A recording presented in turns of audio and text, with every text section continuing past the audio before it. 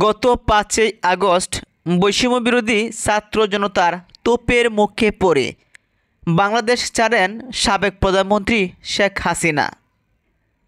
ভারতেও ৪৫ দিনের সময় বেঁধে দিয়েছিল ভারতের সরকার। এবার কোথায় যাবেন প্রধানমন্ত্রী শেখ হাসিনা?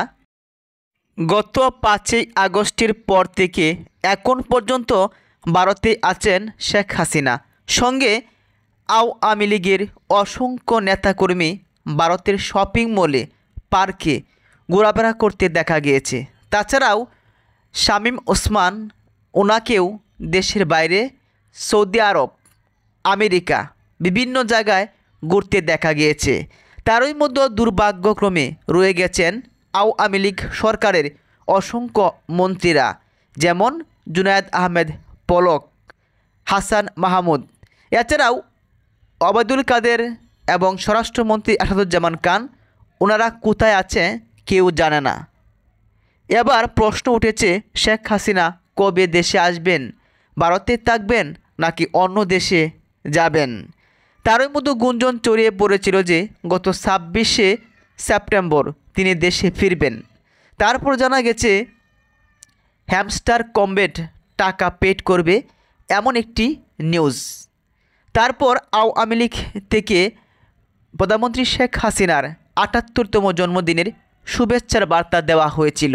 তবে হাতে গোনা কয়েকজন কর্মী ছাড়া আওয়ামী লীগের, যুবলীগের সভাপতি সাধারণ সম্পাদক, ছাত্রলীগের সভাপতি সাধারণ সম্পাদক, স্বেচ্ছাসেবক লীগের সভাপতি সাধারণ সম্পাদক, তাদেরকে প্রকাশ্য কোনো ভিডিও বার্তায় তাদের এই নেত্রীকে শুভেচ্ছা জানাতে দেখা যায়নি।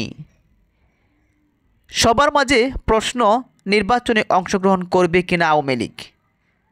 এবার সবচেয়ে গুরুত্বপূর্ণ যে প্রশ্ন সেটা হলো, ভারতের পর শেখ হাসিনা কোথায় যাবেন?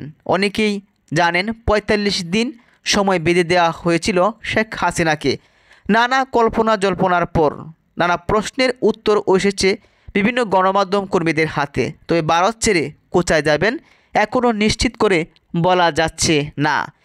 যুক্তরাষ্ট্র ভারতের কাছে জানতে চেয়েছে শেখ হাসিনা কিভাবে, কোন ব্যবস্থায় দিল্লিতে অবস্থান করছেন।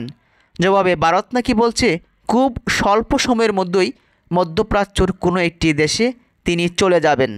এমন একটি নিউজও প্রকাশিত হয়েছে। সরকার একটি মহলকে জানিয়েছেন ভারতের একাধিক সূত্র। পদত্যাগ করে ছোটো বোন শেখ রেহানাকে নিয়ে গত 5ই আগস্ট দেশ ছাড়েন সাবেক প্রধানমন্ত্রী শেখ হাসিনা।